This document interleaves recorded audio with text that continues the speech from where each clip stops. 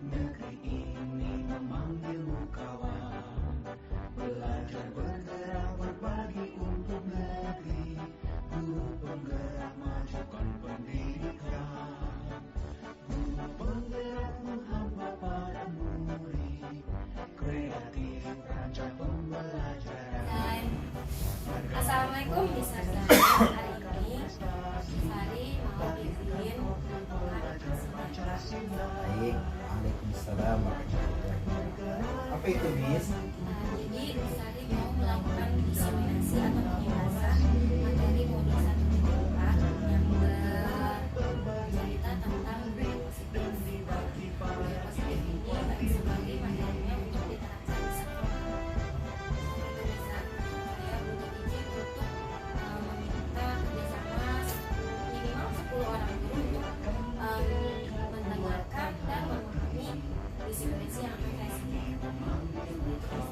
Baik, nanti kita akan tentukan koordinir guru siapa saja sebanyak 10 orang yang bisa mengikuti program pembahasan. Tentunya kita akan lihat guru mana saja yang tidak sedang mengajar sehingga bisa mendukung program sekolah atau guru penggerak Indonesia. Oke, terima kasih Ustaz dari bantuan dan Lagi yang disampaikan cukup.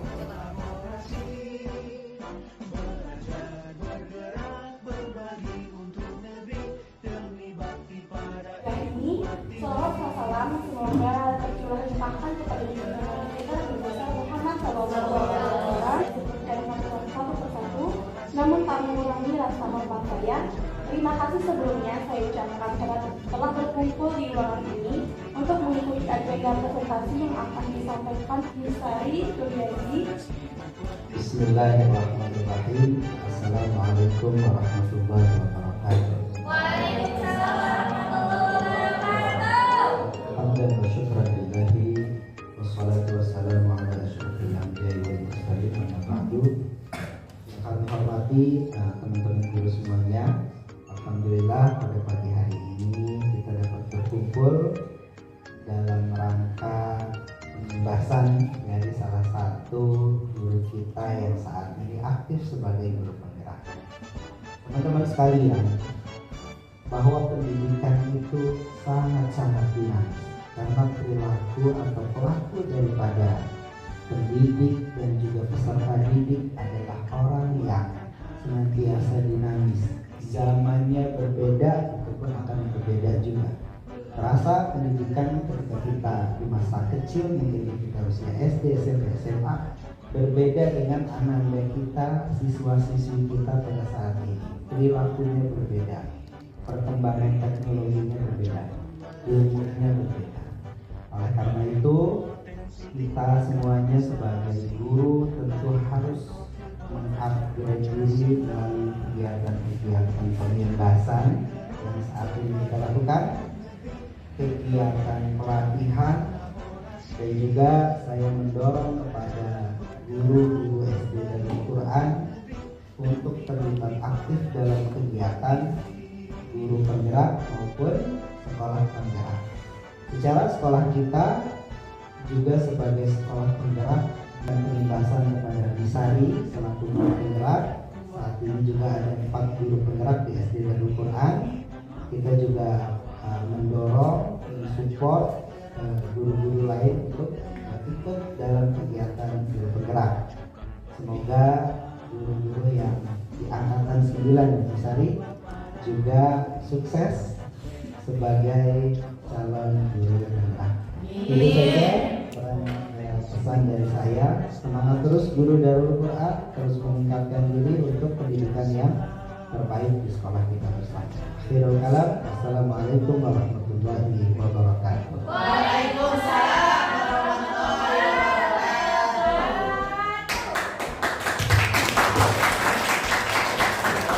Assalamualaikum warahmatullahi wabarakatuh.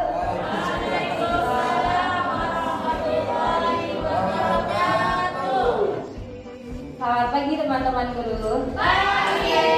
Sebelum mulai, Misari punya tepuk namanya tepuk the best.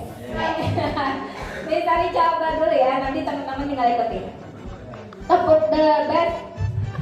I am the best. You are the best. We are the best. Yes. Bisa? Oke, kalau bisa teman-teman sambil berdiri ya, biar semangat. Oke, Kakak Aisyah boleh ikutan. Namanya Aisyah ya. Oke, 1, 2, 3, tepuk the best. I am the best. You are the best. We are the best. Yes. Sekali lagi boleh? Jangan betul. Sekali lagi biar lebih semangat. 1, 2, 3. I am the best. You are the best. We are the best. Yes. Oke. Terima kasih banyak semua teman-teman guru atas semangatnya. Semangat sekali ya. Iya. Ada yang Oke, hari ini apa ya? Kenapa Misari hadir di sini? Karena untuk memberikan pengimbasan atau diseminasi pemahaman dan pengalaman untuk penerapan budaya positif di kelas. Next. Nah, sebelum dimulai diseminasi ini, di sini saya sudah memberikan beberapa keyakinan kelas atau kesepakatan kelas kita. Ada satu kotak kosong, itu boleh nanti teman-teman tambahkan. Dan ini masih sifatnya kita kesepakatan, boleh atau tidak, gitu ya. Yang pertama, mendengarkan saat yang lain sedang berbicara. Ini artinya kita membuat budaya positif untuk saling menghargai dan menghormati. Yang kedua, mengangkat tangan ketika ingin bertanya. Itu untuk memberikan atau membudayakan positif agar yang belum paham terhadap materi kita berikan kesempatan kepada siswa. Seperti itu. Yang selanjutnya adalah berpartisipasi aktif dalam setiap pembelajaran boleh ataupun di kelas ini, yaitu tentang diseminasi. Selanjutnya fokus, dan yang terakhir adalah tersan. Teman-teman serius, boleh juga tapi santai ya. Jadi biar tidak tegang. Sampai di sini, adakah kesepakatan kelas atau keyakinan kelas yang teman-teman ingin tambahkan? Ada lagi yang bisa ditambahkan? Atau sudah cukup di sini? Sudah cukup? Sudah? Berarti bisa disepakati ya? Oke, berarti kita akan lanjut. Sudah banyak ya? Oke. Nah, selanjutnya yaitu pembukaan. Tadi sudah dibuka oleh kakak MC kita, kakak Aisyah. Dimana ada salam doa, ice breaking sebentar, kita akan mulai. Kemudian kegiatan inti. Nah, kegiatan inti ini adalah materi yang misalnya akan sampaikan. Lalu ada tanya jawab, di mana mungkin ada pertanyaan teman-teman, gimana ini kalau implementasinya di kelas atau di sekolah itu, ya, tentang materi ini. Baru nanti kita akan refleksi. Terakhir doa bersama yang akan dipimpin oleh Kiai Sanawawi dan kita akan foto bersama. Oke, untuk ice breaking, kita sekarang ke ice breaking terlebih dahulu karena salam dan doa. Kalau tadi kan baru tepuk, sekarang kita ice breaking. Ice breakingnya diri lagi, ya. Diri lagi biar semangat. Oke. Gini, di ice breakingnya yang sudah biasa mungkin teman-teman tahu. Ini biar melihat teman-teman udah fokus atau belum untuk mengikuti diseminasi Misari, ya. Caranya gini. Kalau misalnya bilang angkat tangan ke atas, teman-teman ikut angkat tangan ke atas dua-duanya. Dua-duanya karena bisa dipegang nih. Oke. Tangan ke depan, tangan ke samping. Gak bisa ya ternyata ke samping ya, karena jarak kalau depan. Berarti nggak boleh ke samping, kena berarti ke bawah langsung. Tangan ke atas, tangan ke depan, tangan ke bawah. Oke, tangan ke depan, tangan ke atas, tangan ke bawah. Loh, disebut nggak dua-duanya? Fokus dua-duanya. 1, 2, 3. Tangan ke atas, tangan ke bawah, tangan ke samping, tangan ke depan, tangan ke atas, ke bawah, depan. Oh, seperti itu. Kelihatan. Sudah sangat bagus Kak Aisyah, teman-teman, untuk mengikuti kegiatan hari ini. Oke, berarti kita bisa lanjut ya. Nah, sekarang kita lanjut ke kegiatan inti. Kita mulai dari budaya positif apa sih yang mau disampaikan oleh Miss Sari. Nah, ini adalah Miss Sari mulai dari modul di guru penggerak ini, yaitu modul 1. Mulai dari titik 1 sampai titik 4 ini. Ada 1, 2, 3, 4 ya. Yang pertama ada filosofi pendidikan Ki Hajar Dewantara, di mana Bapak Ki Hajar Dewantara sebagai Bapak Pendidikan Indonesia memberikan pandangannya atau filosofinya terhadap pendidikan Indonesia kalau siswa itu merupakan fokus utama dalam pembelajaran, di mana guru sebagai panutan yang menuntun siswa untuk mengembangkan kemampuannya. Ini yang dinamakan dengan guru berpihak kepada murid, atau Bapak KHD lebih menyebutnya berhamba kepada anak. Nah, kenapa? Karena kalau misalkan pada zaman kolonial, di zaman kolonial itu kalau mengajar guru sebagai pusat, bukan anak sebagai pusat. Kalau KHD meminta anak itu sebagai pusatnya, di mana guru-guru itu yang berpihak kepada murid, berpusat kepada murid, berhamba kepada anak. Kan kalau zaman kolonial, guru-guru datang, kemudian membacakan apa pelajarannya, ceramah, panjang kali lebar kali tinggi, buku sampai habis dibaca. Kemudian anak-anak suruh mengerjakan, gitu. Nah, tapi kalau zaman sekarang, kita sudah bertransformasi, di mana pendidikan kalau bisa tidak seperti itu lagi. Kita harus rancang pendidikan tidak hanya guru yang aktif, tapi harus anak murid atau siswa didik kita yang aktif.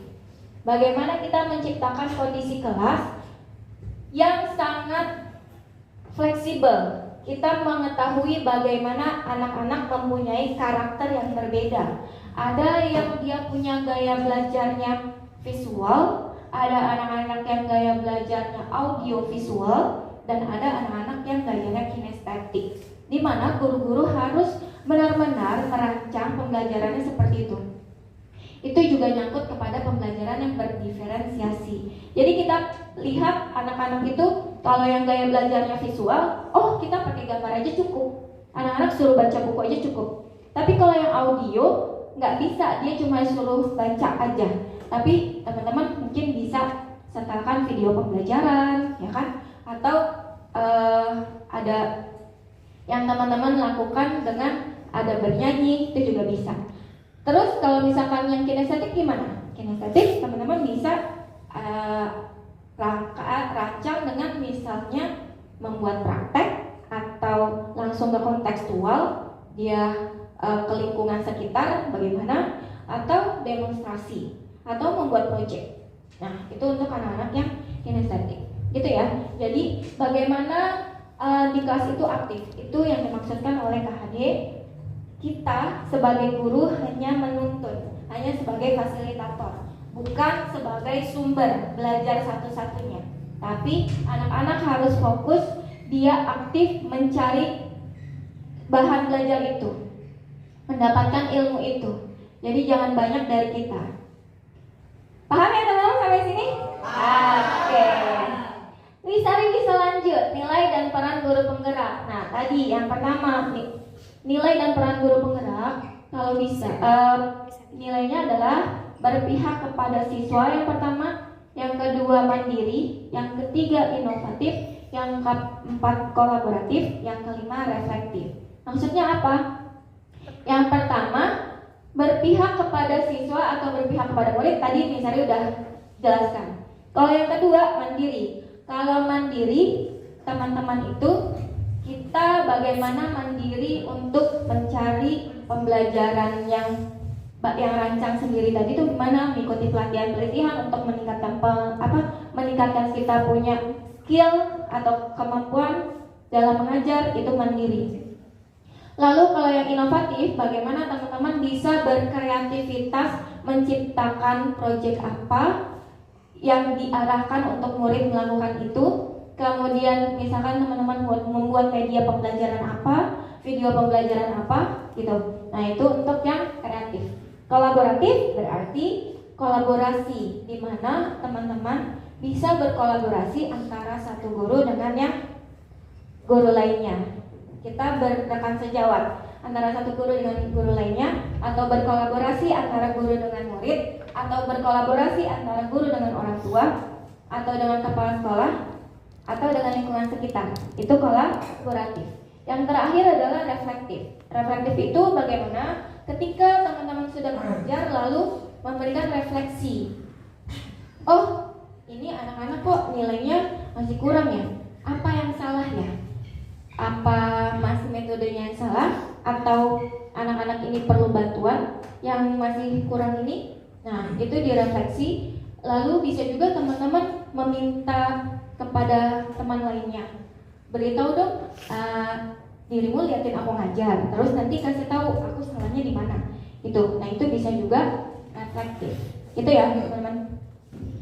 Nah, setelah itu di sini ada visi guru penggerak. Visi guru penggerak itu pembelajaran di mana kita sebagai guru bisa merancang visi ke depannya. Nih anak-anak mau jadi seperti apa ya? 1 tahun ini misalkan, kan ini kebetulan guru-guru kelas 6. Kita mau ngeluarin angkatan ini dengan tema atau tema besarnya ini adalah angkatan apa? Apakah angkatan yang hafal Quran sampai 5 juz, atau yang sangat kreatif, atau hanya berakhlak gitu kan? Nah itu bisa dibuat visi guru penggerak. Kalau kemarin Sari merancangnya adalah menjadikan angkatan ini sebagai generasi Qurani yang cerdas dan berakhlak mulia. Menurut Sari itu cukup, cerdas dan berakhlak mulia. Karena kalau kata-kata kreatif itu sudah ada di cerdas. Biasanya nanti mereka yang cerdas masih bisa untuk membuat sebuah karya yang bagus, gitu ya. Nah, tapi kalau misalkan hanya cerdas tapi tidak berakhlak, nah itu juga takutnya salah. Benar nggak teman-teman? Kita harus buat anak-anak kita tidak hanya dia bagus di akademik, tapi dia juga bagus di akhlak. Karena akhlak itu tidak hanya dia pakai hanya untuk di perkantoran gitu, atau nanti dia kalau sudah dewasa dia kerja di mana atau usaha apa. Kalau akhlaknya baik, dia bisa kemana aja dengan baik. Tapi kalau akhlaknya kurang kita berikan dengan baik, itu bisa jadi dia bermasalah, gitu ya. Jadi kita harus rancang sedemikian rupa untuk seperti apa anak-anak kita nantinya. Nah, yang terakhir ini adalah yang akan kita pelajari, yaitu budaya positif. Oke, sampai di sini teman-teman, ada pertanyaan kah? Tidak ada, bisa lanjut? Lanjut. Oke, kita lanjut ya. Nah, ini pelajaran atau materi-materi yang akan Sari ibaskan. Yang pertama ada disiplin positif dan nilai-nilai kebajikan universal. Yang kedua ada teori motivasi, hukuman, penghargaan, dan restitusi. Yang ketiga ada segitiga restitusi. Yang keempat ada posisi kontrol, 5 posisi kontrol, dan yang keenam ada keyakinan kelas. Oke, next kita masuk ke bagian pertama. Nah, di sini kita ada permainan terlebih dahulu. Kegiatan kepalan tangan. Nah, di sini cukup ya, teman-teman boleh berdua berpasangan A dan B, ya. A dan B, cukup ya. Oke, yang ini nggak apa-apa. Oke, ada A dan B, Anda dan teman Anda. Kakak Aisyah boleh tolong misalnya berikan kertas kepada teman-teman. Oke, ya. Satu ini aja, boleh.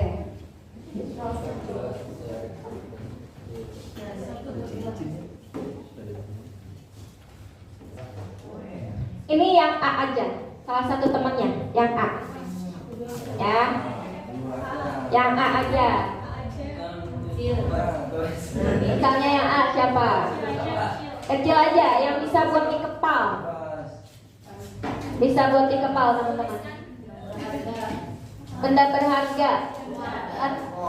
Sobeklah secari kertas kecil, tuliskan benda atau sesuatu yang sangat berharga untuk Anda.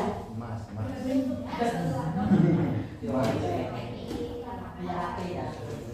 pasangan. Beda pasangan. Mas bat. Kemudian di kepal. Teman A itu mengepal kertas tersebut.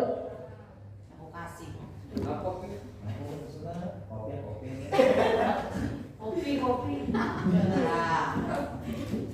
Mas ya.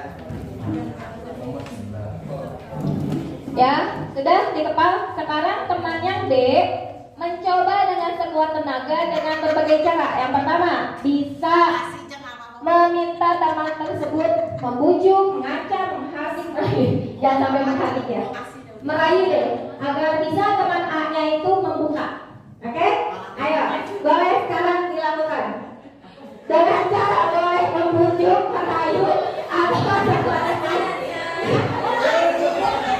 Gimana caranya dirayu? Ayo,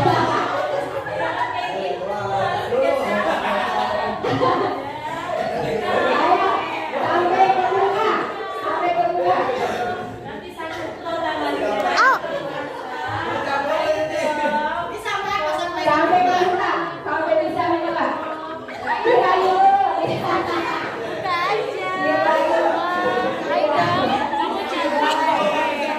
Ayo, belum bisa membuka. Dibuka gimana? Oh, udah dikasih, boleh dibuka. Oke, boleh dikasih. Ini pertama. Oke, boleh. Stop, udah. Nah, apa yang terjadi teman-teman? Oke, ini dia boleh. Yang terjadi adalah dikelipikin. Oh ya. Dia sebenarnya ya. Ayo buka dong. Nanti tangannya sakit nih. Kalau nggak dibuka nih sakit. Oh, berarti dirayu ya. Yang pertama dirayu. Oke. Terus? Nah, setelah dirayu, habis itu tangannya nih dikepul. Oke, kekerasan gitu ya. Oke, kekerasan. Terus? Itu dikelitik berarti ada tiga usaha salah untuk bisa meminta kepada Mesia. Oke, selanjutnya apa misalkan tetap mempertahankan dengan sebuah ketahanan walaupun di sana dari mana kalau nanti dijajanin kalau misalnya mau di sana enggak ternyata Cepat buka kasih ke aku. oh gitu siap nggak akan buka Miss Puput kayak ceritanya beda boleh Oh, beda banget. Kalau aku karena kita sudah teman baik. oh dari teman baik Teman baik. Terus kemudian yang pertama dilakukan adalah apa ya? Kalau dibilang kayak kucing yang banget yang pingin sesuatu dari face mukanya udah kelihatan pingin banget. sudah sangat-sangat merayu dengan baik gitu ya Jadi dia udah tahu ayo lah gitu. Karena saya juga pecinta kucing banget. Jadi kalau dia kayak gitu udah tahu bahwa dia itu pingin sesuatu yang saya punya. kelihatan banget sih itu Mengharap banget bahwa ayo lah buka. jadinya dibuka ya Gitu. Ternyata? Dengan buka yang so sweet banget gitu.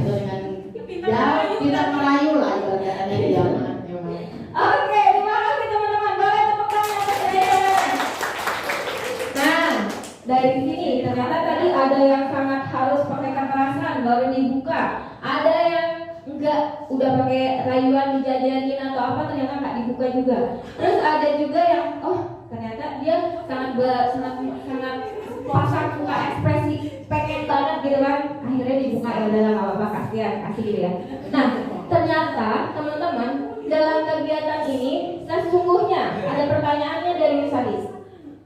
Siapa yang memegang kendali atau kontrol untuk membuka atau menutup? Kendalinya di mana? Ada di si A. A itu punya teori kontrolnya, dia buka atau dia tutup tergantung si A. Nah, ini adalah satu permainan untuk nyambung ke materi Misari berikutnya, yaitu kalau kita punya teori kontrol. Tadi adalah ilusi di mana kalau guru yang kontrol murid, ya kan? Sebenarnya kalau tadi permainan tadi itu seharusnya kalau kita punya teori kontrol berarti ini kan barang berharga aku gitu. Teman-teman pernah kan ya yang ibu-ibu yang sudah punya anak ada di fase di mana anak itu mempertahankan dia punya makanan atau dia punya mainan yang kalau direbut temannya nangis. Nah, di situ fase anak sedang mempertahankan dia punya barang berharga. Kalau dia sudah di fase itu sebenarnya nggak apa-apa. Jangan malah udah pinjemin deh. Kalau itu nggak boleh pelit, bukan begitu. Kenapa? Karena teman-teman harus memahami kalau posisi kita sebagai ibu atau nanti sebagai guru ketika menghadapi anak di kelas, kita harus lihat dulu anak itu posisinya di mana. Oh, dia nangis karena dia direbut mainannya. Nah, itu karena anak kita sedang berada di fase dia mempertahankan barang yang dia punya, yang dia anggap sangat berharga. Kalau seperti itu kita harus jelaskan, kakak, itu sangat baik ketika kamu mempertahankan apa yang kamu punya, yang kamu anggap sangat berharga. Tapi boleh ya nanti temannya dipinjami kalau kakak sudah boleh, gitu ya. Nah, lalu dikasih arahan juga ke temannya, kakak kalau mau pinjam boleh ya bilang ke misalkan namanya Embun gitu ya. Nah, bilang ke Embun kalau misalkan Embun boleh nggak pinjam, dirayu Embunnya, boleh nggak pinjam, jangan ambil langsung ya, karena Embun belum bisa menghargai, belum bisa memberikan izin untuk meminjamkan. Nah gitu. Juga kalau misalkan ada di kelas, guru-guru juga harus tahu misalkan nih ada masalah, ada salah satu nangis gitu kan. Kita harus dudukkan dua orang yang bermasalah tersebut. Kalau misalnya yang bermasalah dua, kita harus cari tahu dulu duduk masalahnya. Ini kenapa dan ini kenapa. Lalu nanti kita lihat permasalahannya di mana. Kalau permasalahannya tadi seperti dia mempertahankan yang teman-teman pertahankan, berarti teman-teman harus tahu dia posisinya sedang mempertahankan dia punya barang yang dia anggap sangat berharga, ya. Nah, itu ilusi di mana guru mengontrol murid. Yang kedua, ilusi bahwa kritik dan membuat orang merasa bersalah dapat menguatkan karakter. Nah, ini dibuat merasa bersalah dulu nih tadi. Misalkan ngerayunya gitu. Udah pinjemin aja, udah nggak usah aku temenin loh. Itu biasa tuh ada yang kayak gitu tuh anak-anak. Ngancam, merasa bersalah. Boleh nanti aku nggak boleh pinjam, nggak jadi teman, akhirnya dipinjemin. Nah, itu ada teori kontrol seperti itu. Lalu ilusi di mana semua penguatan positif, efektif dan bermanfaat. Nah, itu bisa juga tadi kayak misalnya sama misalnya, kalau aku jajanin gitu kan. Kalau misalnya terbujuk berarti itu sangat bermanfaat, teori kontrolnya lepas dari misalnya. Yang terakhir adalah ilusi bahwa orang dewasa memiliki hak untuk memaksa. Nah, di sini nih guru kadang suka ada, udah kerjain, nanti bapak kasih nilai yang banyak gitu kan, atau boleh dah semua 100 yang dikerjain gitu kan. Itu maksa, padahal misalkan ada anak yang nggak mau ngerjain itu, gitu kan? Atau maksanya gini, kalau nggak ngerjain nanti dilaporin ke orang tuanya. Nah kayak gitu, itu teori kontrol yang bisa dilakukan. Tapi ini benar nggak ya? Karena ada teori kontrol berikutnya. Di sini dari Stephen Covey memberikan perbedaan antara stimulus respon dengan teori kontrol. Yang pertama, kalau realitas atau atau kebutuhan kita sama, berarti itu baru stimulus. Yang kedua, kalau semua orang melihat hal yang sama. Kayak misalkan gini, guru ngajar di kelas, dia menyamaratakan semua kepintaran murid, gitu ya. Nah itu baru stimulus respon, belum teori kontrol. Padahal kalau misalkan tadi teori kontrol yang pertama, realitas kebutuhan itu berbeda, ya. Itu teori kontrol. Anak-anak itu beda, dia punya ada tipe 1, 2, 3 yang masih butuh kecakapannya, atau yang kurang, atau yang sudah bisa mandiri. Kalau yang berikutnya, kedua, setiap orang memiliki gambaran yang berbeda. Kita sudah mengontrol kelas ini, oh ini anaknya tuh visual, oh ini anaknya audio, oh ini anaknya kinestetik. Jadi nggak perlu kita paksakan. Oh ini anaknya emang masih butuh bimbingan. Oh anak ini udah bisa mandiri. Nah itu kita bisa kontrol mana yang butuh bimbingan dan mana yang mandiri dengan perlakuan yang berbeda. Itu gunanya teori kontrol. Kalau yang ketiga, kita mencoba mengubah orang agar berpandangan sama dengan kita. Stimulus respon. Itu sering dilakukan oleh kita sebagai guru gitu ya. Gimana kita punya pandangan, soal ini mah gampang, masa kalian gitu aja gak bisa. Nah itu adalah menurut kita. Padahal kita harus tahu ternyata anak-anak itu mungkin tidak, kita harus berusaha memahami pandangan orang lain terhadap kita atau terhadap tentang dunia. Mungkin menurut anak-anak yang masih kurang, Miss itu susah bagi aku, kalau bagi Miss kan gampang, Miss sudah sering ngerjain gitu kan. Nah kita juga harus paham, kita harus mengontrol. Oh iya, kalau yang menurut Miss Sari ini gampang. Kenapa? Karena Miss Sari udah sering melakukan, Miss Sari cepat ngerjainnya, karena Miss Sari udah sering latihan. Makanya kakak kalau mau seperti itu berarti harus latihan yang banyak juga, gitu kan? Terus perilaku buruk dilihat sebagai suatu kesalahan. Itu stimulus respon. Beda kalau yang punya teori kontrol. Semua perilaku memiliki tujuan. Nah ini yang sering kita lihat. Kalau misalkan ada yang salah, udah langsung dijudge salah. Kamu tuh salah. Misalkan kamu gak ngerjain tugas, kamu tuh tidur di kelas, kamu melamun. Padahal itu harus kita lihat dulu. Kenapa dia bisa sampai tidur di kelas? Ada mungkin dia ngebantu orang tuanya.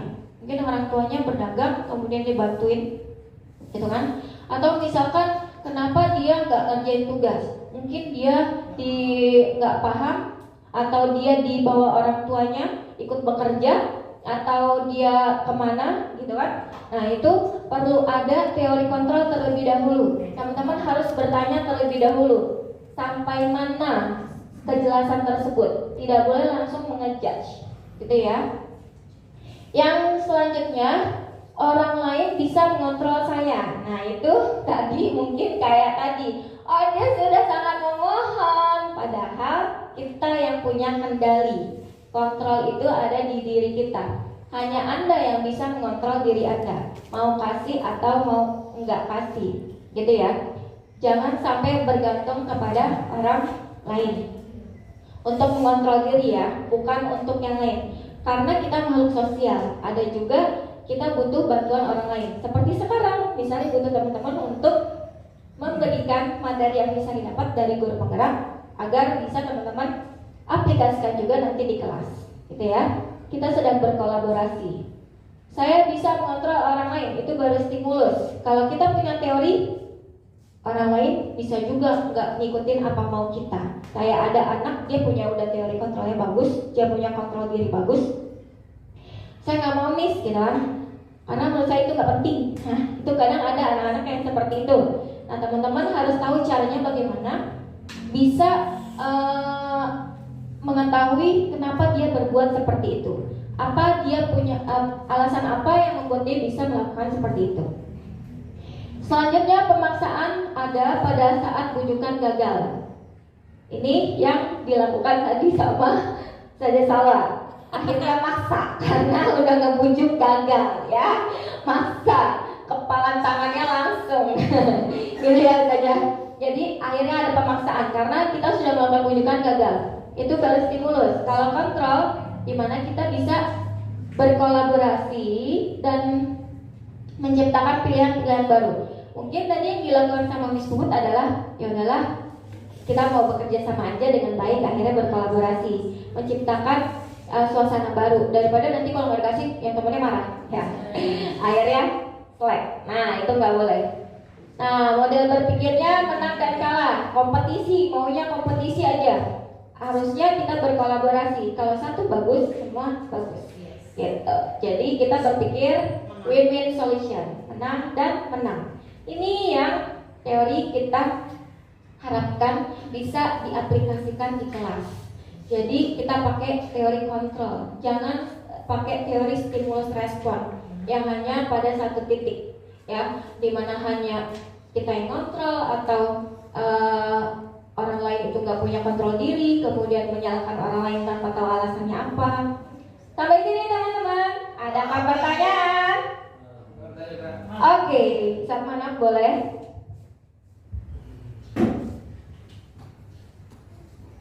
Ya, dari seluruh teori yang sudah Belum sudah, baru dua. Oke. Dari teori yang sudah tadi dua disampaikan, bagaimana caranya kalau ada siswa dari mulai, mohon maaf ya ini agak tersinggung ke orang tua.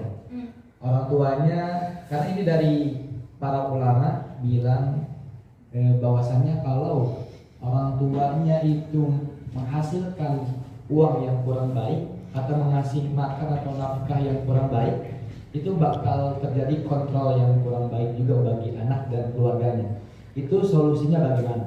Oke, pertanyaannya sangat bagus ya, Ustadz Manal. Karena pertanyaannya Ustadz, jadi ngarahnya gimana kalau uangnya itu mungkin kurang baik itu akhirnya ke anak enggak? Ada yang mau bantu jawab? Bisa diserahkan dulu? Ada Ustadz ada yang mau bantu jawab? Ustadz Jaila? Karena dalilnya. Ya, boleh coba Ustadz Jaila. Enggak, oke. Ya Ustadz, mungkin jawaban Sari kurang tahu ya, bisa menjawab sangat benar atau tidak. Karena kan di sini tidak ada benar dan salah. Nanti Ustadz bisa cek juga dengan teman-teman guru yang lain. Kebetulan kita punya Kiai Rustan, ya. Iya, oke. Berarti harus dijawab dulu, ya. Jadi Sari pernah dengar di mana kalau misalkan guru itu sumber berkahnya murid. Nah, jadi kalau anak-anak itu seharusnya patuh kepada gurunya, seperti patuh kepada orang tua, karena si guru adalah orang tua mereka di sekolah. Jadi seharusnya anak tersebut bisa patuh seperti dia patuh kepada orang tuanya. Nah, bagaimana kalau tadi sumber rezekinya itu? Nah, itu ada juga sih bilang dalilnya saya kurang tahu, tapi ada saya pernah dengar, ketika kamu memberikan nafkah yang halal untuk anakmu atau baik untuk anakmu, maka yang mengalir kepada anakmu adalah yang baik pula, yang halal pula, gitu kan, dan berkah untuk anakmu pula. Tapi kalau itu kurang baik, maka yang mengalir pun tidak baik. Benar nggak ya Ustaz? Betul. Nah, solusinya gimana kalau menghadapi anak tersebut? Nah, itu tadi kita akan jawab ke restitusi, segitiga restitusi. Nanti ada jawabannya. Oke, boleh ditahan dulu ya Ustaz? Siap. Iya. Oke. Next. Nah, ini ada disiplin positif. Lanjut. Kalau di sini materinya adalah mengarahkan bagaimana kalau nggak disiplin dihukum, gitu ya. Tapi menurut Misari, kalau sekolah kita tidak ini ya, sudah tidak melakukan ini. Paling kita melakukannya adalah pemberian warning, gitu ya. Tidak disiplin diberi hukuman, gitu ya. Anak-anak suruh lari lapangan, kemudian anak-anak suruh stop, berdiri di depan kelas. Itu zaman kolonial kayaknya ya. Semoga teman-teman udah nggak melakukan ini. Kalau tidak disiplin, kita lihat dulu kenapa dia tidak disiplin. Apa itu disiplin? Disiplin ini ada dari kata-katanya. Yang pertama ada dari KHD, Ki Hajar Dewantara. Untuk menciptakan murid yang merdeka, syarat utamanya adalah harus ada disiplin yang kuat. Ya, jadi agar anak-anak bisa kita lakukan kegiatan belajar mereka, merdeka belajar yang tidak terarah, maka jangan sampai kita melakukan pembelajaran yang tidak terarah. Kita harus lakukan yang terarah dengan adanya tadi keyakinan kelas, membuat kesepakatan kelas. Harus ada disiplin yang kuat di anak-anak agar mereka bisa melakukan pembelajaran yang merdeka. Kenapa? Karena dari kata disiplin itu, disiplin kan artinya belajar, disipel artinya murid atau pengikut. Maka disiplin itu artinya adalah pengontrolan diri sendiri, disiplin diri, yang membuat seseorang bisa menggali potensinya menuju kepada sebuah tujuan atau sesuatu yang dihargai dan bermakna. Itu disiplin. Bagaimana cara kita mengontrol diri dan bagaimana menguasai diri untuk memilih tindakan yang mengacu pada nilai-nilai yang kita hargai. Itu disiplin. Kalau misalkan anak-anak yang udah disiplin, dia tahu saatnya dia untuk belajar, saatnya dia untuk bermain, saatnya dia untuk mengerjakan tugas. Nah, itu yang anak-anak udah disiplin. Sudah tahu caranya bagaimana mereka mengontrol diri dan bagaimana bisa mereka menguasai diri sendiri. Kalau anak-anak yang belum bisa berdisiplin, berarti ada salah satu yang tidak mereka kuasai. Apakah kontrol dirinya atau kuasa dirinya yang mereka belum lakukan. Selanjutnya, disiplin positif di sini misalnya taruh yang tadi, seseorang yang memiliki disiplin diri berarti mereka bisa bertanggung jawab terhadap apa yang dilakukannya karena mereka mendasarkan tindakan mereka pada nilai-nilai kebajikan. Yang kedua, poin 2-nya adalah sebagai kita seorang pendidik, tujuan kita sebagai pendidik adalah menciptakan anak-anak yang memiliki disiplin diri sehingga mereka bisa berperilaku dengan mengacu pada nilai-nilai kebajikan universal. Nilai-nilai kebajikan universal apa? Ini adalah nilai-nilai kebajikan universal menurut teorinya William Glasser, di mana sifat-sifat positif manusia yang merupakan tujuan mulia yang ingin dicapai setiap individu. Kalau menurut Dian Gosten, nilai-nilai kebajikan itu adalah nilai-nilai yang diyakini seseorang, maka motivasi intrinsiknya akan terbangun sehingga menggerakkan motivasi diri dari dalam untuk dapat mencapai tujuan mulia yang diinginkan. Ini masih teorinya. Penerapannya bagaimana teman-teman? Penerapannya seperti ini. Oh ya, dan penerapannya adalah nilai-nilai kebajikan universal ini bisa menghasilkan profil pelajar Pancasila, yaitu ada 6 kan? Pelajar Pancasila beriman dan bertakwa karena Tuhan Yang Esa dan berakhlak mulia, mandiri dan kreatif dan bernalar kritis. Boleh sekali pelajar Pancasila beriman dan bertakwa pada Tuhan Yang Esa dan berakhlak mulia, berkebinekaan global, gotong royong mandiri, kreatif dan bernalar kritis. Biar gak padam dan capek ngantuk ya, nyanyi dulu. Itu contoh nilai-nilai kebajikan ya. Bisa nanti ya buat ngajar. Oke, nah ini salah satu contohnya. Yang pertama, nilai-nilai kebajikan yang bisa teman-teman dapatkan adalah contohnya ada toleransi, rasa hormat, integritas, mandiri, menghargai, antusias, empati, keingintahuan, kreativitas, kerjasama, percaya diri, komitmen. Lalu ada juga petunjuk seumur hidup dan keterampilan hidup. Yang pertama, bagaimana anak itu dapat dipercaya oleh temannya, oleh orang tuanya, oleh gurunya, oleh lingkungannya, gitu ya. Kemudian, bagaimana anak-anak itu lurus hatinya, gak mencong-mencong ke arah yang mana, ya. Tujuan hidupnya lurus, hatinya lurus saja, bersih, gitu ya.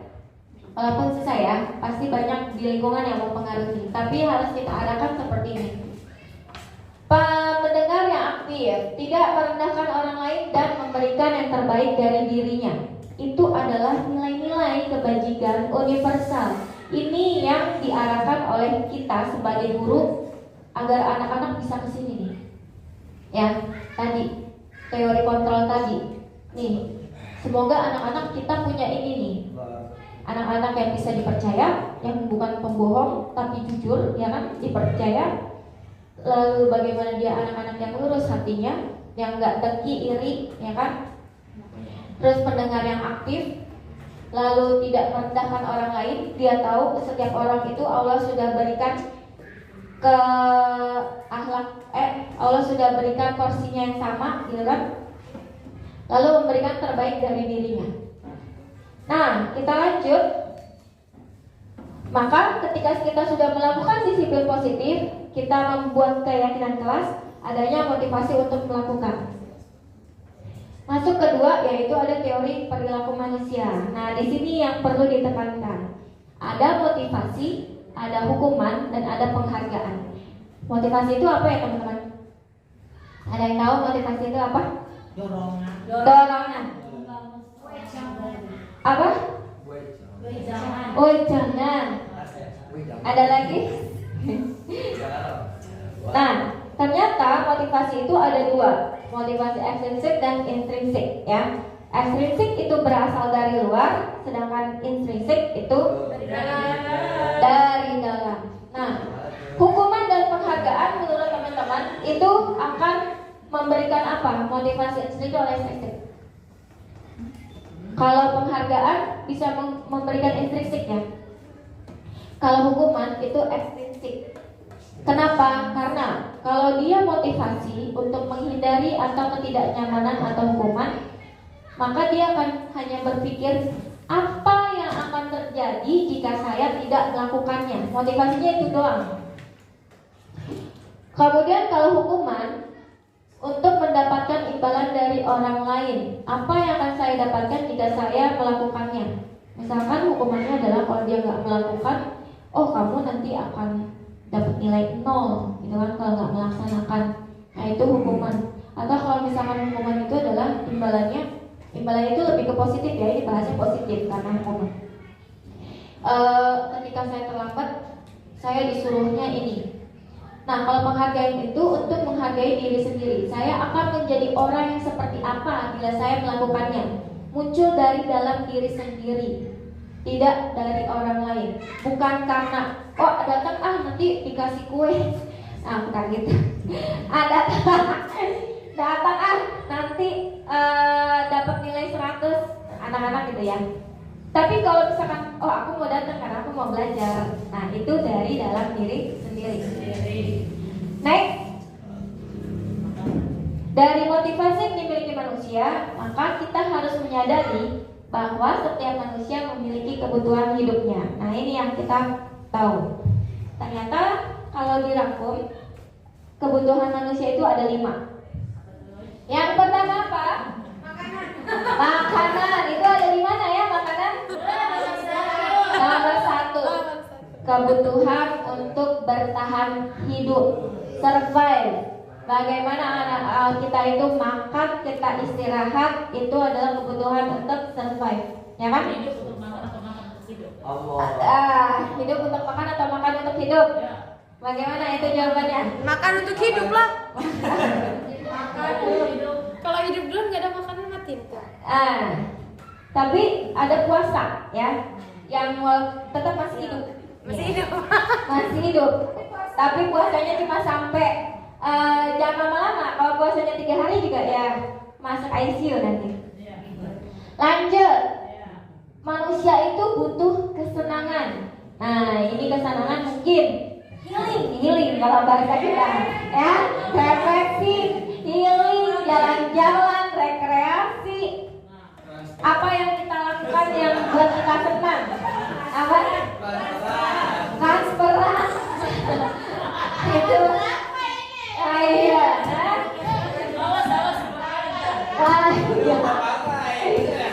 Lalu butuh cinta dan kasih sayang, ya. Ini butuh ya buat para jomblo, silakan. Tapi cinta dan kasih sayang gak harus hanya dari pacar ya, ada suami ya. Dari orang tua, dari kakak, adik, teman, saudara, kakek, ya. Itu cinta dan kasih sayang. Awas, nanti ngarahnya cuma kepada pasangan, tidak lengkap. Cinta dan kasih sayang itu banyak, ya. Kebebasan, nah ini juga dibutuhkan kebebasan. Tidak, kita punya kebutuhan manusia itu tidak mau terlalu dikekang dengan peraturan-peraturan yang menyesatkan, ya kan? Kita punya kebebasan tersendiri, ya. Tapi tadi ketika ada sebuah peraturan yang harus membuat disiplin yang kuat, berarti kita butuh juga bebasnya, bebas beraturan, ya, tidak bebas sembarangan. Selanjutnya adalah penguasaan. Nah, ada juga manusia butuh di mana, oh aku mau ranking 1. Nah itu anak tuh, misalkan dia motivasinya adalah mau ranking 1, mau dapat nilai 100. Kalau nggak dapat nilai 100 sedih. Kalau nggak dapat ranking 1 itu dunia hancur lebur, ya, salah kayak gitu ya. Jadi ada juga harus dikontrol ketika penguasaan. Walaupun kita juga butuh untuk penguasaan. Nah selanjutnya yaitu dalam memenuhi kebutuhan hidup, ada hal-hal yang tidak disadari bisa merugikan orang lain. Akhirnya timbul masalah dan tidak disiplin. Ada yang bisa kasih contoh kalau seperti ini? Boleh? Bisa rusak dalam memenuhi kebutuhan hidup? Ya, terkadang ada hal-hal yang tidak disadari merugikan orang lain. Akhirnya timbul masalah dan tidak disiplin.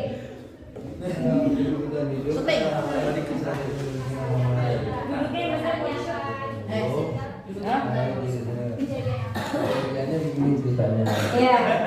Ceritanya panjang. Boleh. Contohnya bisa. Ceritanya ketika orang itu ingin mendapatkan sesuatu, emas. Ya, misalkan. Mas Karyo. Kemudian dia itu melakukan jalan yang salah. Dengan cara misalnya, caranya salah gimana itu? Mengelabui, kemudian melakukan hal yang tidak baik lah. Pada orang tersebut dengan dalih atau iming-iming dia tuh nanti dapat sesuatu. Akhirnya keluar dari uangnya tuh. Gue nyambung sih. Ya intinya gitu, intinya ketika dia ingin mendapatkan sesuatu tapi tidak jalan tempuhnya nggak benar lah. Oke, terima kasih banyak dari tepuk tangan. Karena Mr. Ruslan sudah memberikan contohnya. Tadi misalkan dia mau punya emas, ya kan? Tapi dia nggak punya uang, akhirnya dia mengelabui orang. Akhirnya nipu. Nah, itu kan masalahnya adalah di mana pemenuhan kebutuhan hidup dia itu justru merugikan orang lain karena nipu, gitu ya. Itu nggak boleh. Akhirnya timbul masalah dan akhirnya dia tidak disiplin. Sama misalkan anak-anak ketika ujian, misalkan ya, dia mau memenuhi kebutuhan hidupnya. Wah, kata mami harus nilai 100 nih, tapi aku nggak ngerti nih pertanyaan ini. Akhirnya ngelirik ya, santai. Biar dapat nilai 100.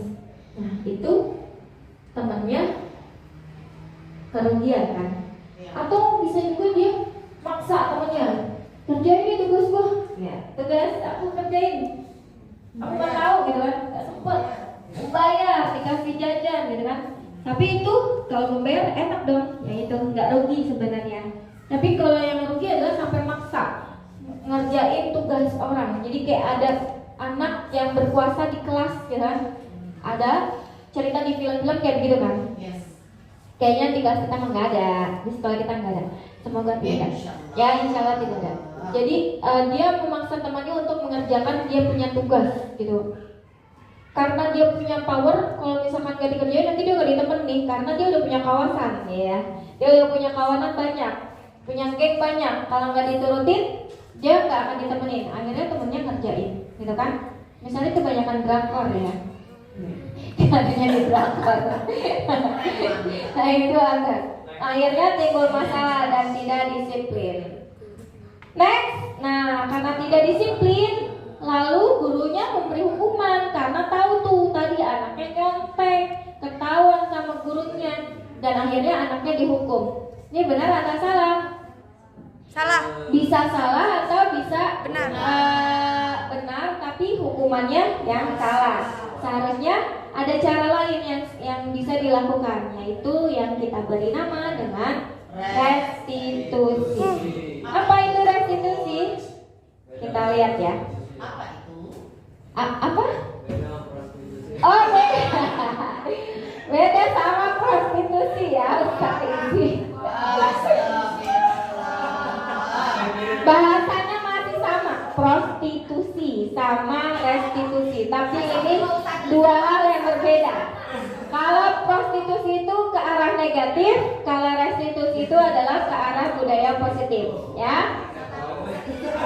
Benar sekali Ustaz Titi. Restitusi itu adalah proses menciptakan kondisi bagi murid untuk memperbaiki kesalahan mereka sehingga mereka bisa kembali kepada kelompok mereka dengan karakter yang lebih kuat. Atau proses restitusi itu juga merupakan proses kolaboratif yang mengajarkan murid untuk mencari solusi untuk salah mereka. Dan restitusi juga bisa membantu murid untuk berpikir tentang orang seperti apa yang mereka ingin menjadi dan bagaimana mereka harus memperlakukan orang lain. Kalau misalnya bahasa simpelnya adalah gini, ketika kita kebetulan saya sudah membuat restitusi ini di kelas 6A, B, C, dan D, ya. Bagaimana ketika membuat keyakinan kelas, Sari tampilkan, Sari berikan kepada anak-anak untuk Kak, restitusinya apa? Lalu mereka tanya, Miss, restitusi itu apa? Restitusi itu adalah konsekuensi yang harus teman-teman jalankan, tapi konsekuensi itu bernilai positif juga untuk teman-teman. Contohnya apa? Misalkan gini, teman-teman, apa keyakinan kelasnya? Tertib. Nah, kalau tidak tertib, teman-teman harus apa? Kasih warning, Miss. Sekarang bisa ditanya, warning itu bernilai positif apa buat teman-teman? Mereka jawab, nggak ada sih, Miss. Gitu. Nah, berarti jangan itu restitusinya. Bantu piket, Miss. Nah, kalau bantu piket itu bernilai positif apa untuk teman-teman?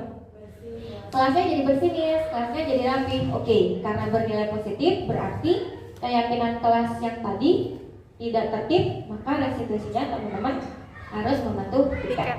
Lalu apalagi misalkan tidak fokus, apa restitusinya teman-teman? Tambah tugas, Miss. Bernilai positif buat teman-teman? Bernilai, Miss, jadi tambah pintar. Oke, berarti kita sepakati boleh? Boleh. Yang lain, misalkan tidak mengerjakan tugas, restitusinya apa? Tambah hafalan, Miss. Ada tuh orang kayak gitu. Tambah hafalan, oke, tambah hafalan. Yang lain walaupun ada berteriak ya, yang bisa nggak bisa. Jangan, Miss. Yang lain gimana? Yang nggak. Ya udah, sekarang gini, misalnya ambil jalan tengahnya. Misalkan restitusinya nambah hafalan, tapi cukup satu ayat aja. Misalkan juz 1 ayat gitu ya. Atau 2 ayat untuk yang pendek-pendek. Boleh kayak gitu kalau ditafis. Jadi ketika kita buat kesepakatan kelas, kita minta anak-anak membuat restitusinya sendiri.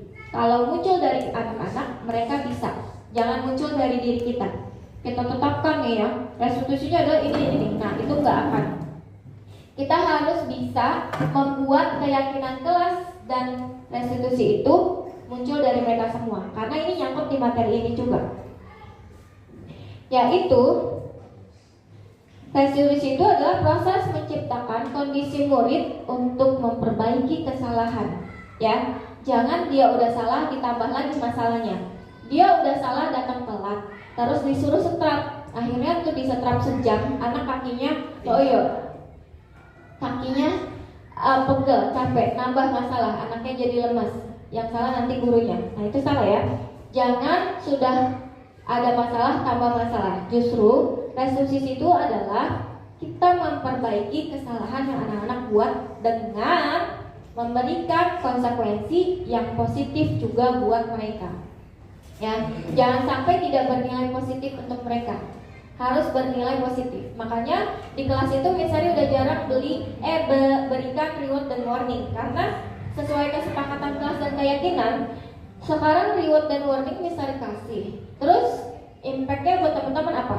Muncul nggak motivasi diri intrinsiknya? Kalau nggak muncul, misalnya kayaknya nggak usah pakai itu ya kak, boleh miss, ya ternyata nggak ini. Nah, kalau misalkan motivasinya tadi restitusinya datang dari mereka, itu bisa memunculkan motivasi intrinsik mereka. Karena mereka yang buat aturan, mereka yang bertanggung jawab terhadap aturan tersebut. Itu yang sudah teraplikasikan di kelas semester 2 ini kemarin Sari lakukan. Ya, jadi ketika murid berbuat salah, guru menanggapi dengan cara memungkinkan untuk memperbaiki kesalahan mereka. Sebelum itu, di sini ada restitusi itu bukan menebus kesalahan, tapi bagaimana mereka bisa belajar dari kesalahan mereka. Lalu restitusi itu memperbaiki hubungan, bukan malah memperburuk hubungan. Ketika teman-teman kasih hukuman kepada anak-anak, anak itu bukan malah mencintai kita sebagai gurunya, justru malah membuat dia benci kepada kita. Bahayanya adalah kalau kita dibenci oleh murid, tidak ada jembatan yang terhubung antara kita dengan dia. Sedangkan ketika kita mau mengajar, harus ada jembatan yang terhubung antara kita dengan murid agar tersampaikan dunia kita dengan dunia mereka. Dan dunia mereka bisa kita tarik ke dunia kita. Itu kalau ada slack di antara guru dan murid, itu susah. Apa aja yang kita masukkan kepada mereka, informasi apa saja yang kita berikan kepada mereka, nggak akan mereka terima. Ibarat HP udah diblok, ya nggak, Mr. Stan? Kalau udah diblok, ya mau ngasih info apa juga yang nggak nyambung. Seperti hari ini, misalnya lupa kalau misalnya rusak kehilangan HP, ngasih infonya masih HP lama, jadi salah. Ya, terus tawarannya yang kita kasih ke anak-anak tawaran, bukan paksaan. Kalau tawaran berarti kayak tadi, gimana teman-teman? Ini ada yang mau menghafal, yang lain setuju nggak miss? Tapi aku nggak bisa mengambil banyak miss. Oke, boleh nggak kalau misalkan menghafalnya satu aja? Oh yaudah miss, kalau cuma satu ayat boleh. Berarti sepakat ya restitusinya nambah hafalan, sepakat. Nah itu tawaran. Bukan kita maksa, yaudah restitusinya 2 ayat atau 2 juz. Enggak, itu bukan restitusi, tapi hukuman. Itu ya. Harus tawaran, bukan paksaan. Lalu menuntun melihat ke dalam diri anak-anak. Jadi ketika kita memberikan restitusi, anak-anak itu harus diarahkan. Ini tadi bernilai positif nggak ya buat teman-teman? Kalau bernilai positif boleh, kalau tidak berarti jangan. Lalu mencari kebutuhan dasar yang menjadi tindakan. Tadi misalkan, kalau misalkan dia terlambat, kita harus tahu dulu nih teman-teman, tanya dulu ke anak, kenapa terlambat kak? Iya miss, tadi semalam saya tidurnya kemalaman karena nonton bola. Iya, karena lagi zaman Piala Dunia. Iya, salah kan? Iya, berarti kita harus tanya. Wah, berarti kakak melanggar keyakinan kelas ya. Lalu restitusi apa yang harus kakak lakukan? Nah, jadi kebutuhan dasar apa yang tadi tidak terpenuhi kalau anak itu ngantuk di kelas atau terlambat di kelas? Karena dia kurang tidur? Kebutuhan kelasnya, kebutuhan dasar apa yang tidak terpenuhi oleh anak itu? Tidur. Iya, tidur itu tadi termasuk ke dalam kebutuhan yang kan tadi ada 5. Kebutuhan bertahan hidup, ya, yang istirahat dan makan tadi, dia tidak terpenuhi. Maka kita nggak boleh salahkan karena dia tidak terpenuhi itu kebutuhan bertahan hidupnya. Atau misalkan kayak tadi dia lemas, nggak saat ngikutin pelajaran kita dia lemas saja karena ternyata dia nggak dikasih makan gitu kan, belum sarapan atau apa, gitu ya. Nah, terus fokus kepada karakter, menguatkan, fokus pada solusi dan mengembalikan murid yang berbuat salah kepada kelompoknya.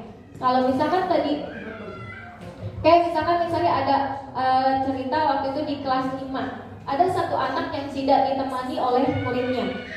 Lalu dipanggillah sekelompok itu. Kenapa dia tidak ditemani?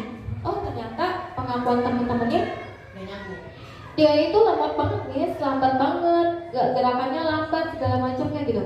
Loh, tapi kan di sini akhirnya dia terpisah sama kelompoknya. Akhirnya kita dudukkan satu anak ini dengan anak lainnya yang tadi dia tidak ditemani. Maka kalau misalkan dia lambat atau ini berarti kan ada salah satu kekurangan. Sekarang misalnya tanya, apakah semua teman-teman sudah sangat sempurna sebagai manusia? Gitu. Apakah tidak punya kekurangan? Gitu. Nah, jadi mereka harus timbul dari mereka. Kita harus memberikan pertanyaan-pertanyaan yang membuat mereka muncul dari dirinya sendiri untuk menggali atau menuntun diri mereka agar tindakan yang mereka lakukan itu tidak salah, ya. Kalau mereka bisa ketika pertanyaan kita membangkitkan dari diri dalam dirinya yang muncul ada motivasi intrinsik, itu akhirnya akan lebih baik. Oh iya miss, saya juga iya sih, saya juga ini juga nggak bisa ini gitu kan. Nah akhirnya ya udah, berarti bolehkah berteman dengan baik karena kita semua bersaudara gitu kan. Nah akhirnya muncullah budaya positif di kelas itu karena dari gurunya juga memperkenalkan budaya positif tersebut. Oke, sampai sini teman-teman, adakah yang ingin ditanyakan? Tidak ada? Oke, Tia, Kakak Aisyah boleh tolong dibantu memberikan kepada Miss Tia mic-nya.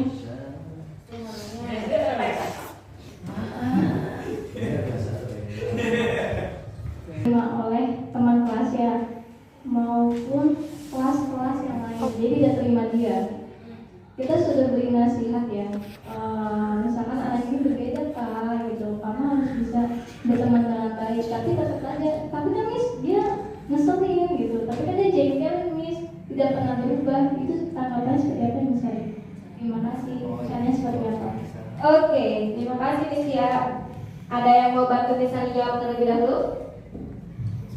Ada yang punya cara? Boleh, Miss Puput? Puput biasanya pakar ya. Senior. Miss Anita. Kita apa lagi? Miss Anita, boleh. Senior. Sebenarnya kasusnya sama di kelas 6D juga ada satu siswa yang tapi ngomongnya di belakang ya, di belakang ketika nggak ada anaknya gitu. Iya. Kenapa kok? Tapi dia tuh nyebelin, Miss, pokoknya nyebelin gitu kan. Dia maunya nyalain kita, tapi kalau misalnya nggak mau. Kalau aku pernah bilang gini, kita harus mengerti, mau nggak mau, mungkin agak sedikit memaksa teman-temannya untuk mengerti ya. Kondisi dia dengan dia tidak ada salah satu orang tua, kemudian dia menjadi anak bontot gitu kan.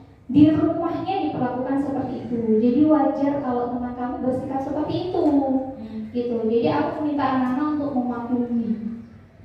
Oke. Dan singkatnya sih itu aja ya. Oke. Ada lagi yang penerapan kelas lain? Masyarakat? Boleh, silakan. Kita di sini sesi sharing ya. Karena di simulasi itu pembebasan tidak berpaku sama misalnya saja. Iya, kebetulan di Inamsi juga sama.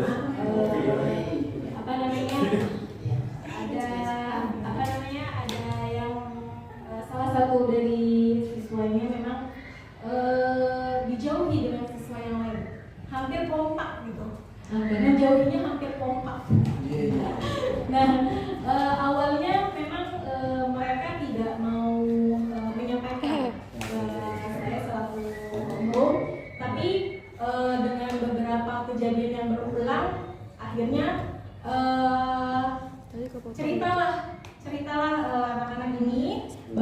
tidak suka dengan satu anak ini. Terus kemudian saya tanya kenapa alasannya, gitu kan?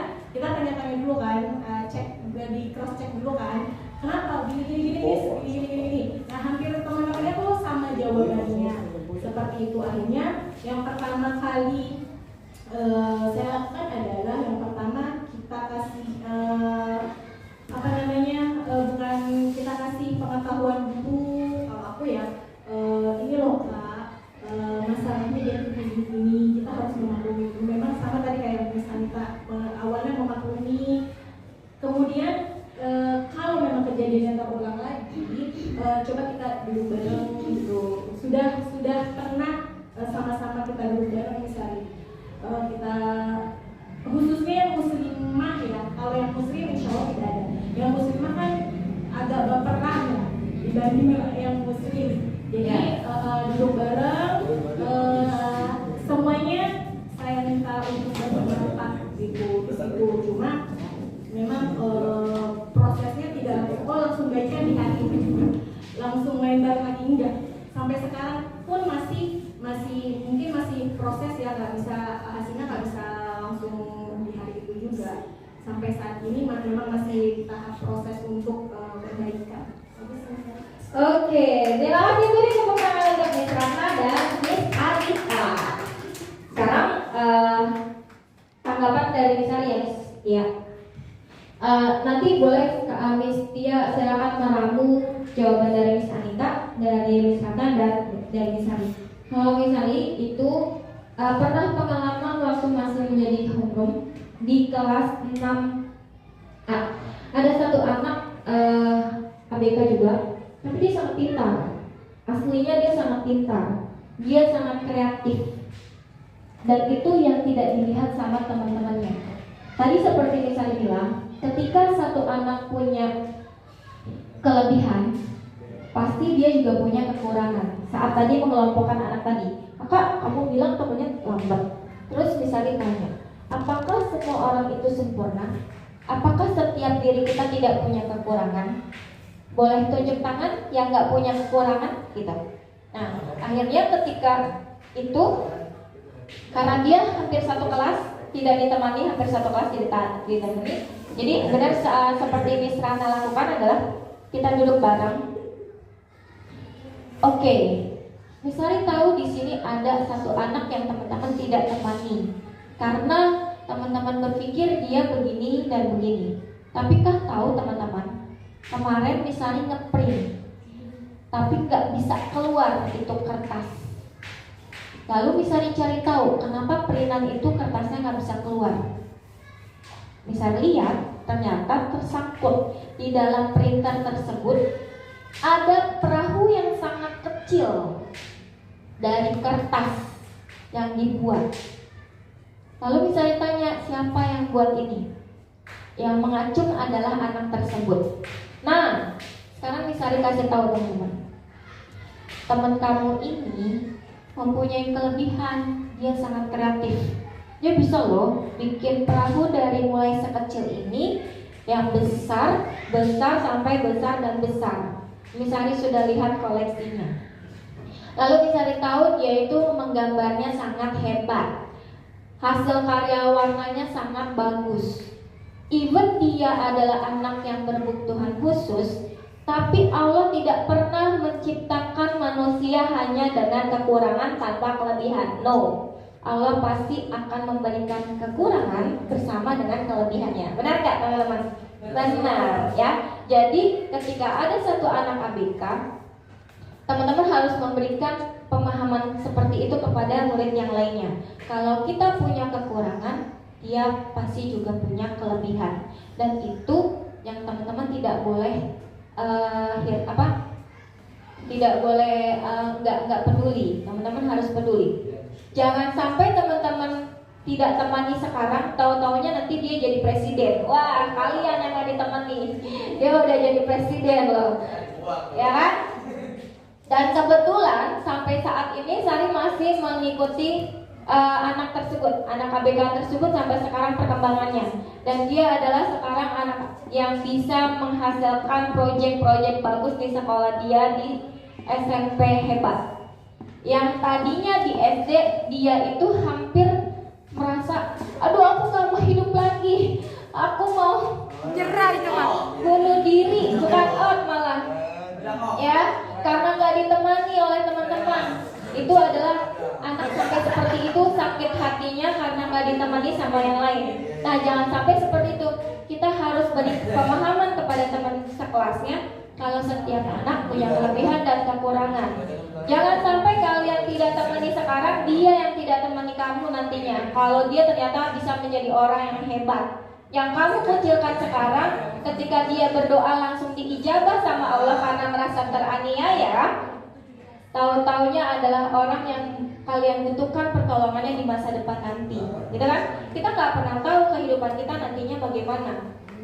Bisa saja ketika kamu merendahkan orang lain sekarang, maka nilai kebajikan tadi tidak boleh merendahkan orang lain. Yang harus kita beri pahaman kepada teman-teman sekelasnya, tidak boleh merendahkan orang lain, karena kita tidak tahu dia itu punya apa kelebihannya. Jangan sampai ketika Allah bukakan dia punya kelebihan, kamu yang memohon-mohon kepada dia nantinya, gitu ya kak? Boleh. Oke, terima kasih teman-teman. Kita next ya, masih ada beberapa. Ini yang tadi ya, tidak boleh hukuman, harus fast resolusi. Kita sudah harus beralih jangan ke hukuman, tapi kita beralih kepada restitusi.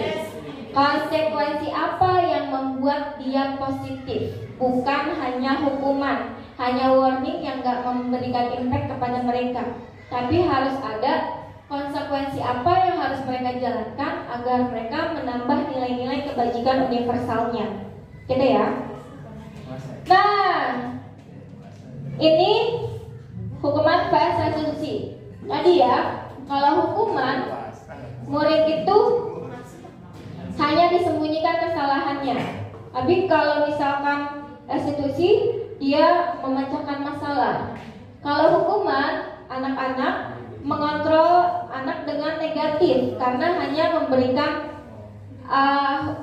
konsekuensi berupa fisik, gitu kan? Nah, kalau yang restitusi, anak-anak paham bahwa dirinya sendiri itu yang salah. Mereka yang mempunyai kendali, kontrol. Mereka yang harus membenarkan. Hukuman adalah dampak pada anak itu, murid bisa merasa bersalah, marah kepada dirinya atau marah kepada orang lain, rendah diri, mengasihkan diri. Kalau restitusi tidak, dia tidak kehilangan waktu, namun bersemangat untuk memperbaiki diri, karena dia dihukumnya dengan yang positif bagi dia sendiri tadi. Dan hukuman itu tiba-tiba, tidak diharapkan atau sangat melukai. Kalau ini enggak, dia berupa undangan untuk mengadakan restitusi, tadi tawaran tadi ya. Lalu ini hanya dibuat oleh guru, kalau restitusi tidak, muncul dari anak. Kalau hukuman itu menyakitkan, kalau restitusi itu menguatkan. Next. Nah, sebelum posisi kontrol, Mesari sebentar ke video ya. Di sini Mesari punya video. Paparazzi. Ada 5 posisi kontrol yang boleh teman-teman silakan perhatikan.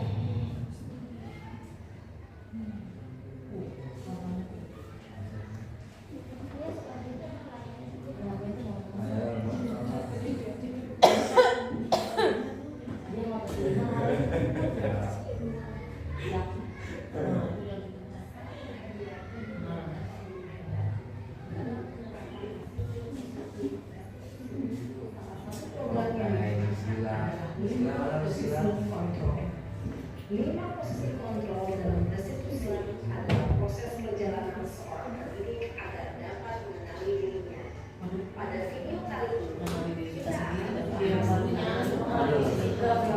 yang ditembakkan oleh Diane Lawson dan contoh penerapannya.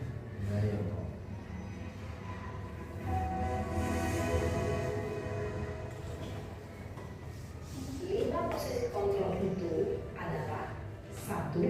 Posisi penghukum. 2. Posisi pembuat merasa bersalah. 3. Posisi teman. 4. Posisi pemantau atau monitor. Dan 5. Posisi manajer. Untuk lebih memahami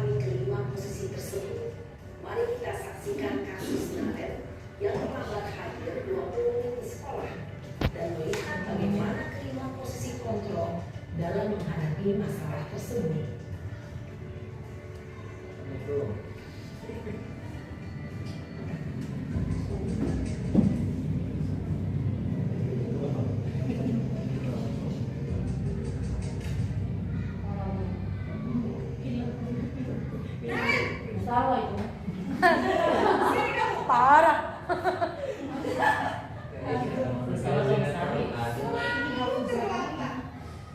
Kamu deh, pasti terlambat. Maaf Bu, saya Apa coba? Alasan kamu apa lagi? kayak bisa. Kapan sih kamu? Oh, Anita, Anita. Iya,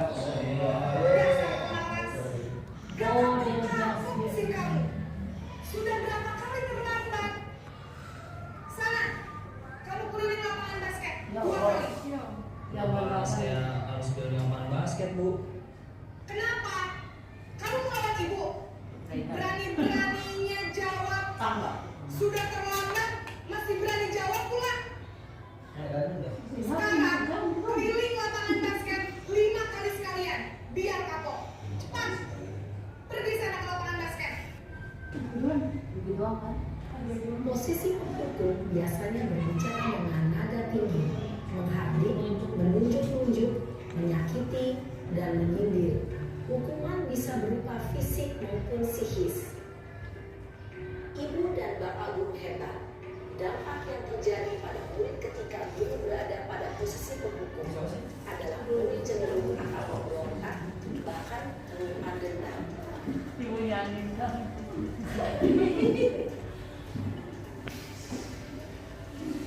Nah, dia lagi tak. Itu siapa sih? Nah, ini dia lagi tak. Yang main gitu.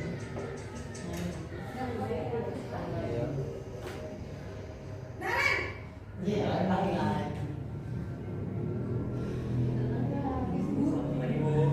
Naren. Kamu kenapa terlambat lagi, nak? Ya Tuhan, Naren. Kamu senang ya bikin ibu susah ya? Kalau kamu terlambat lagi, nanti ibu yang ditegur bapak kepala sekolah. Disangka ibu tidak bisa membina kamu. Sakit banget. Udah kan? Gimana ini? Semua kali. Gusti Naren. Gusti lagi. Dia kan si Gusti. Terus sekarang ibu harus tulis apa ini di buku absen? Ini kamu sudah sering terlambat loh. Ibu harus apa coba? Ya sudah, lain kali jangan bikin ibu susah lagi ya nak ya. Ibu tidak akan kuat lagi kalau kamu begini terus. Bisa jantungan kalau ini. Ada juga di ucapan ada Ibu.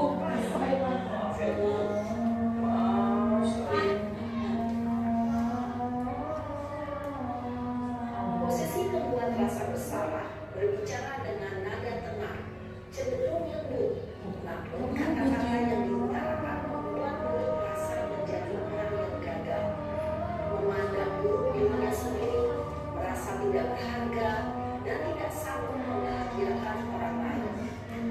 Ketika guru mengambil posisi membuat rasa bersalah, murid akan menganggap dirinya yang bersalah dan ia akan menyimpan emosi negatif tersebut di dalam dirinya.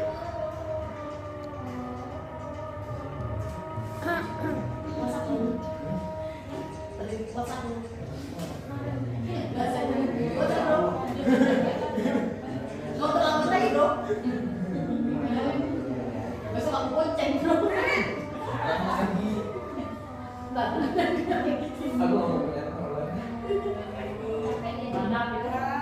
Sudah jam berapa ini nak? Aduh. Kapan lagi ya sayang? Habis ibu saya lupa bangunkan saya Bu. Kamu malah menyalahkan ibu kamu. Kamu bukan yang paling kencang. Kok terlambat sih? Iya Bu, saya nggak bangun tadi. Jadi besok saya kencang. Tetap karena sih hujan Bu. Ya sudah sana. Nanti lain kali larinya lebih kencang lagi ya. Biar gak terlambat lagi. Bikin seneng ibu. Demi ibu. Bisa kan? Bisa lah Bu. Ya sudah sana ke sekolah. Ibu beresin urusan absen kamu. Kamu ini ada saja. Habis puput. Dalam posisi teman, guru berbicara dengan nada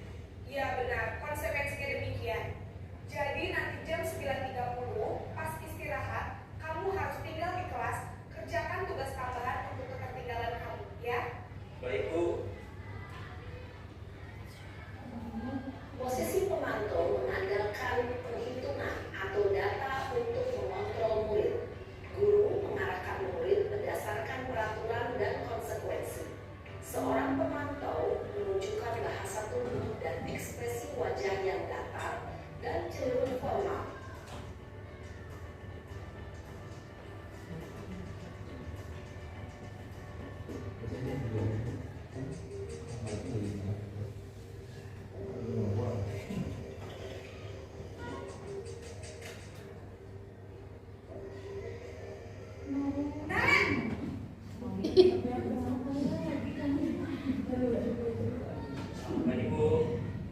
Selamat pagi, Naren. Maaf Bu, saya terlambat. Ya, sekolah masuknya jam 7, sekarang sudah jam 7.20. Jadi sekarang bagaimana ini, Naren? Maaf Bu, saya lupa alarm saya semalam. Baiklah, menurut kamu, keyakinan sekolah yang mana yang perlu kamu tingkatkan? Menghargai diri sendiri dan orang lain mungkin ya Bu. Setuju. Jadi, apakah Naren meyakini prinsip saling menghormati tersebut? Iya Bu, saya meyakininya. Apakah Naren bersedia memperbaiki masalah keterlambatan ini? Bersedia Bu. Bagaimana kamu akan perbaiki masalah keterlambatan ini? Saya akan coba untuk tidak lupa menyetel alarm saya Bu. Baik, kalau Naren lupa menyetel alarm di rumah, ada orang yang kira-kira bisa bantu mengingatkan tidak? Ada Bu, kata saya, Kak Emma. Ada lagi selain Kak Emma? Selain Kak Emma, ada saya. Jadi yang mengingatkan Naren adalah Kak Emma dan Parah. kira-kira akan mulai setel alarm kapan nih, Naren? Setelah pulang sekolah, akan segera saya lakukan. Baik, jadi Naren akan setel alarm untuk bangun besok pagi dan akan diingatkan oleh kakak dan ibunda Naren ya. Ada lagi yang mungkin perlu dilakukan, Naren, agar tidak terlambat bangun lagi? Tidak ada Bu. Baik, Naren, terima kasih untuk kerjasama kamu. Sekarang kamu perlu kembali ke kelas untuk belajar. Baik Bu, terima kasih. Oke, sudah ya teman-teman, ada 5 posisi kontrol. Nah, kira-kira dari tadi ada yang pertama penghukum, yang kedua sebagai pembuat merasa bersalah, yang ketiga sebagai teman, yang keempat posisi pemantau, dan yang kelima sebagai manajer. Berada di manakah seharusnya posisi kita yang baik? Manajer ya. Jadi sebenarnya guru itu harus bisa menjadi manajer murid-muridnya di kelas. Jangan sampai kita cuma bisa keras tadi sebagai penghukum, akhirnya membuat dia takut karena tersakiti oleh hukuman tersebut, atau hanya sebagai pembuat merasa bersalah walaupun lembut dan ramah, tapi membuat anak-anak merasa gagal, ya kan? Dia bersalah. Atau sebagai posisi teman yang walaupun kita sudah dekat dengan anak, ada jembatannya, tapi hanya motivasi eksternal aja, belum dari intrinsik mereka juga yang keluar. Kalau posisi pemantau hampir bagus seperti manajer, tapi masih dari kita, bukan dari anak konsekuensinya. Tapi kalau misalkan tadi manajer, anak yang menjelaskan apa salah di mereka, lalu anak yang menjelaskan apa yang harus mereka lakukan, itu restitusinya. Jadi beda ya, mana posisi kontrol yang harus kita lakukan. Kita kembali ke slide. Jadi di sini 5 posisi kontrolnya.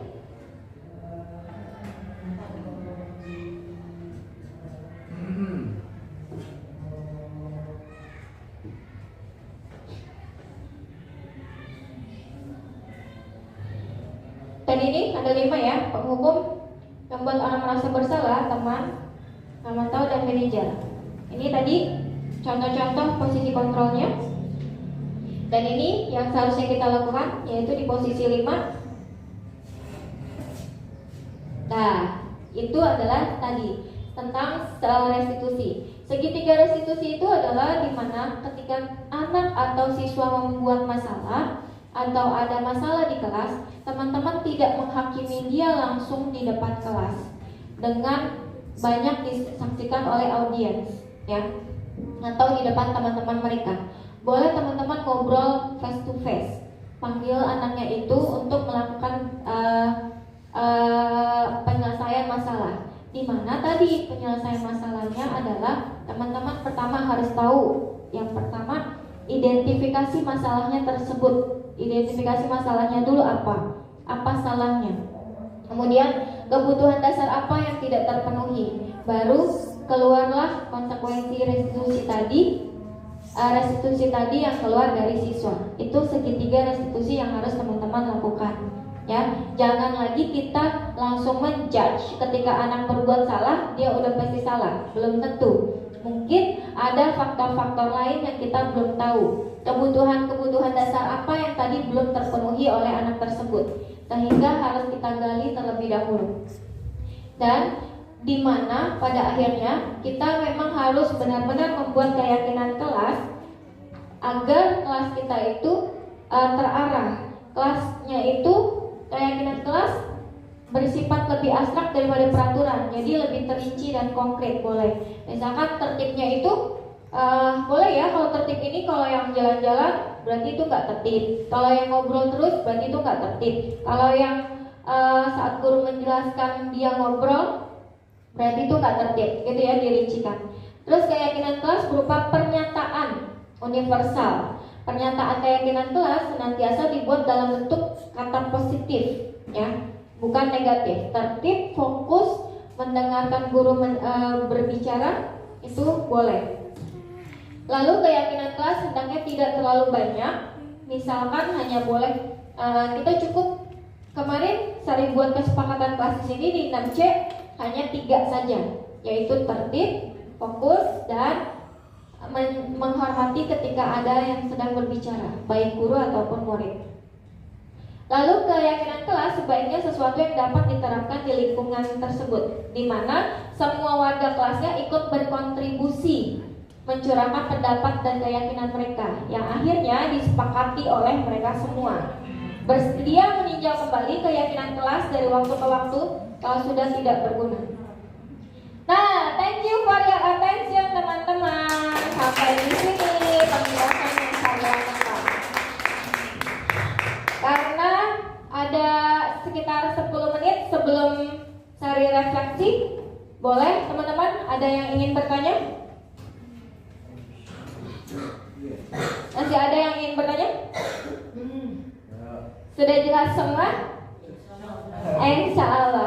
Oke. Nah teman-teman, boleh silakan semua bawa HP ya. Kita lakukan refleksi sebentar. Oke, berarti nanti Miss Anita ya. Refleksi silakan teman-teman buka yang saya kirimkan di Padlet ya. Padlet itu adalah misalnya kirim ke grup dulu ya. Nih, teman-teman silakan buka linknya. Sebentar. Tadi aku.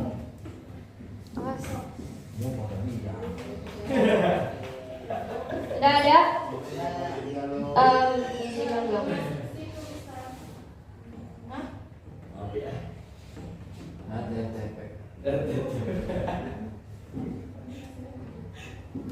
Padlet.com. Grup kelas kan udah? Siapa yang belum? Dah.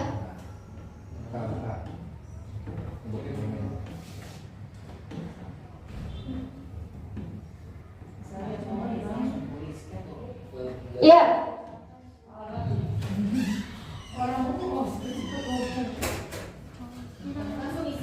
Ya, isi teman-teman, boleh diisi 5 menit aja maksimal. Iya, isi di subjek. Ditambah tambah. Nah, isi di situ ya. Pembelajaran apa yang teman-teman dapatkan hari ini? Ini nih ditambah bisa. Dah ketik situ. Subjek namanya Mister. Subjek nama. Iya. Coba. Tentang hari ini. Iya, boleh silakan Mister, karena nanti akan ada muncul di Padletnya Misterismo yang buat di screenshot.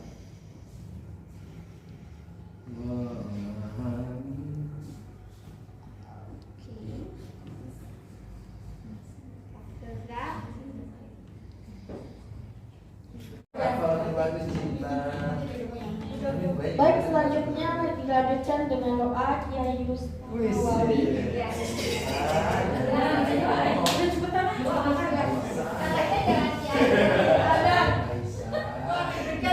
Mari teman-teman kita berdoa semoga hasilnya memuaskan, ilmunya juga nangkap dan bermanfaat untuk kita semua. Sama-sama kita baca doa kepada majlis. Alhamdulillah.